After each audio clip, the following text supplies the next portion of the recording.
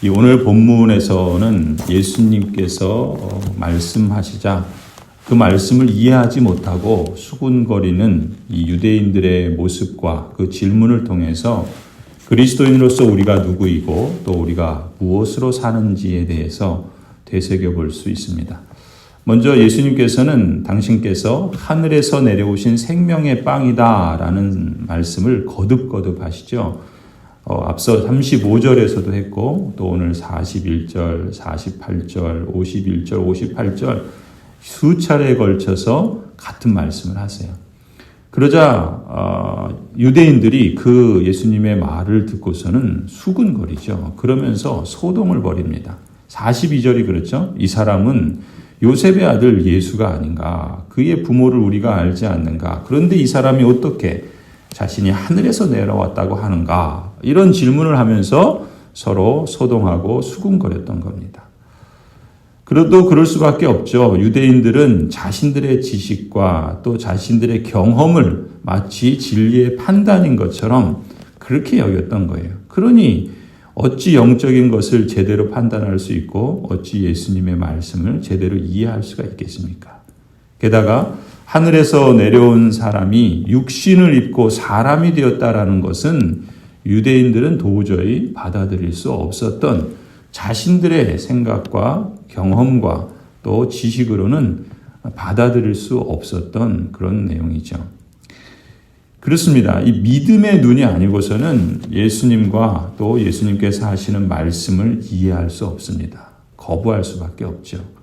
또 성령께서 믿음의 눈, 곧 영적인 안목을 열어주시지 않으면 예수님의 기적을 체험한다 할지라도 또 그 능력을 그저 세상적인 배부름과 소원 성취에만 이용할 뿐이지 예수님을 진정한 주님으로 영접하고 섬기고 예배할 수는 없습니다.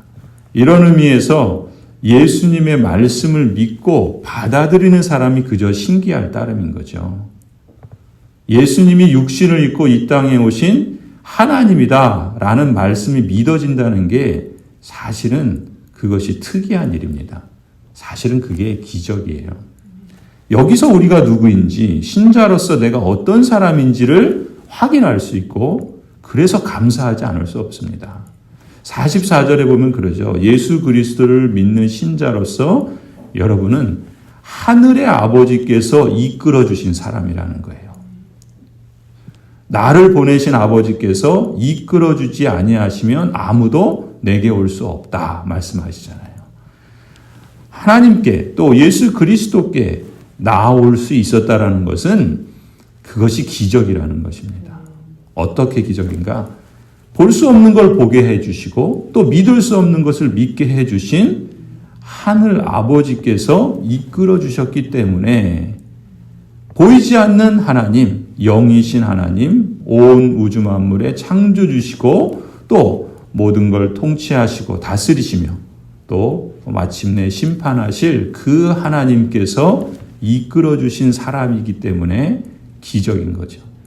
앞서 1장 13절에서도 이렇게 말씀하시죠. 이들은 혈통에서나 육정에서나 사람의 뜻에서 나지 아니한 사람이다. 곧 하나님에게서 났다. 그러잖아요. 또 오늘 보면 45절도 보면은 또한 여러분은 아버지께 듣고 배운 사람입니다. 45절에 뭐라 그럽니까? 거기에 보시면은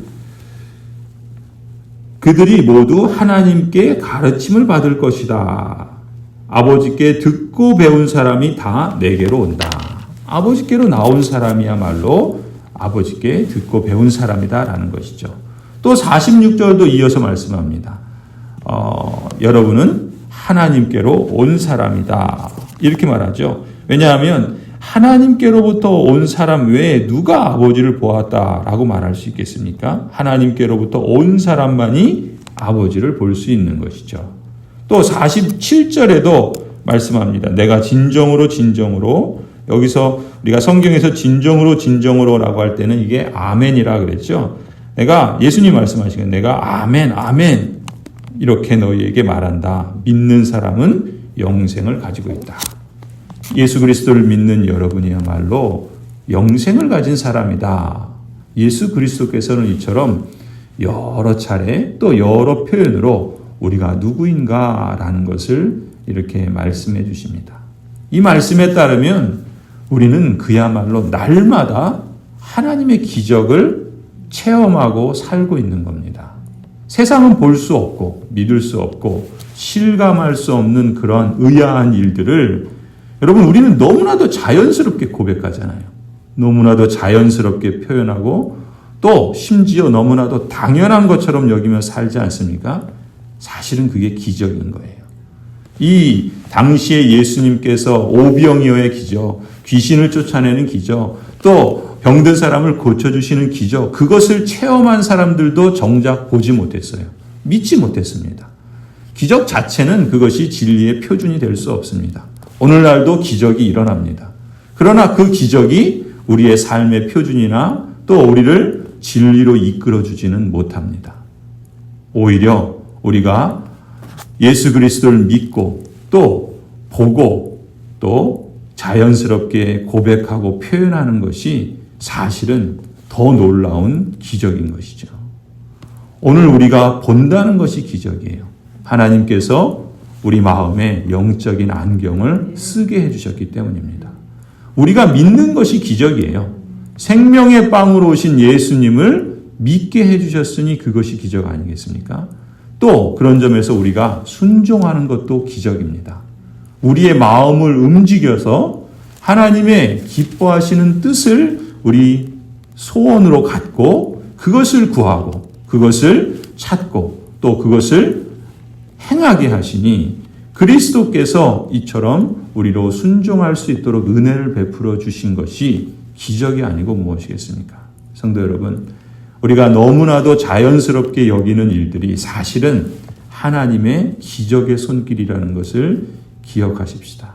그래서 우리가 사실은 날마다 하나님의 능력의 손으로 인도받고 있으며 또 하나님의 능하신 섭리의 품 안에 살고 있다는 사실을 기억할 때 우리에게 일어나는 일들과 모든 상황 속에서 흔들리지 않고 하나님과 하나님의 약속으로 인해서 소망을 갖고 승리의 길을 가게 될 줄로 믿습니다.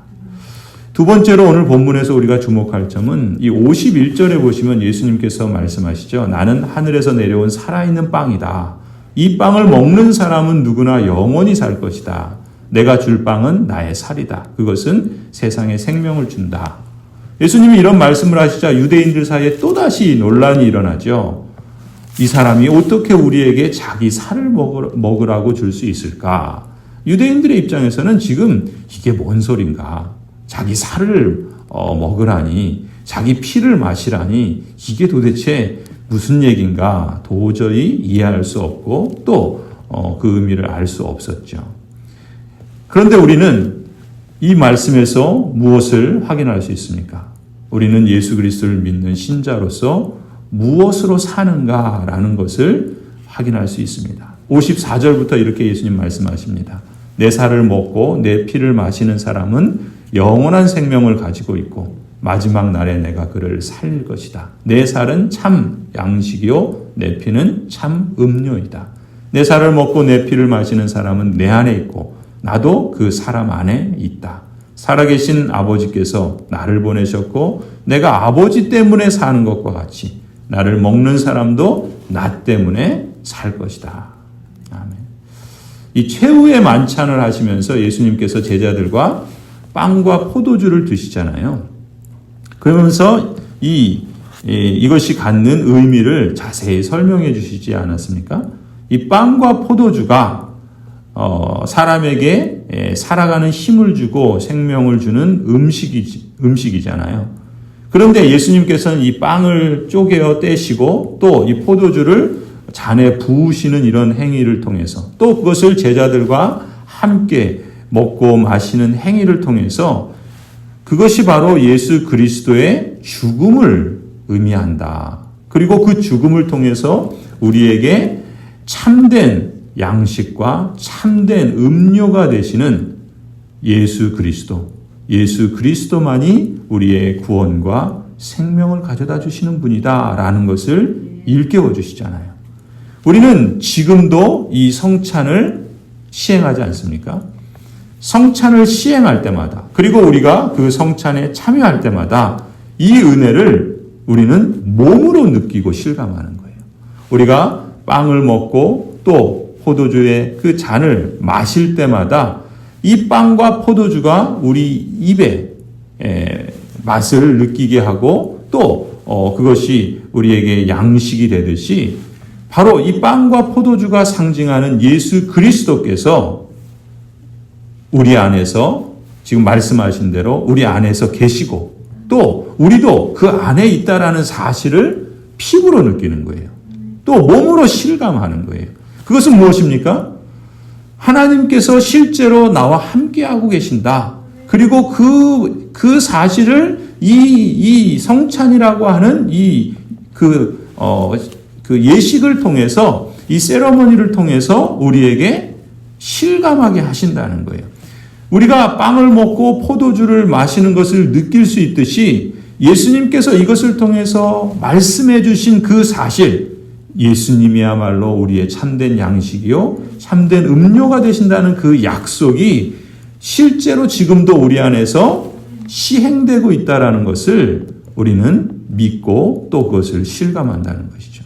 그런 점에서 우리는 또한 성찬에 참여할 때 그 사실을 느끼고 실감하는 것처럼 매일매일마다, 말하자면 날마다 이 말씀의 빵과 성령의 생수로 먹여주시는 하나님을 의존하면서 살아가는 것이죠. 말씀이 우리의 빵이요 또 성령께서 우리의 배에 그 생수의 강이 넘치게 해주시는 그 생명의 근원이 되시는 것입니다. 그런 점에서 예수 그리스도의 그 양식 또 그 음료 그것을 우리가 매일마다 그것을 먹고 마시고 있다라는 사실을 우리는 늘 기억해야 할 줄로 믿습니다. 그리고 그것을 우리가 사모해야 되고 또 그것을 가까이 함으로써 우리의 이 땅에서의 삶의 여정을 말씀과 또 그 성령을 의존하면서 살아가야 할 줄로 믿습니다. 예수님께서 뭐라 말씀하셨습니까? 예수님의 양식은 아버지의 뜻을 행하는 것이라 라고 말씀하셨잖아요.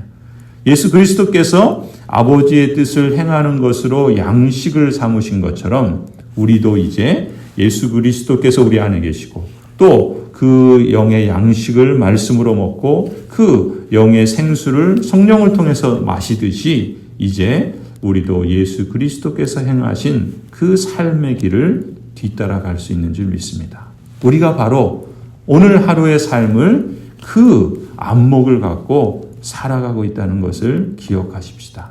친히 성령께서 또 예수 그리스도께서 말씀으로 또 기도로 우리에게 양식이 되어주시고 또 우리의 삶을 충만하게 하시며 동행하여 주신다 믿습니다.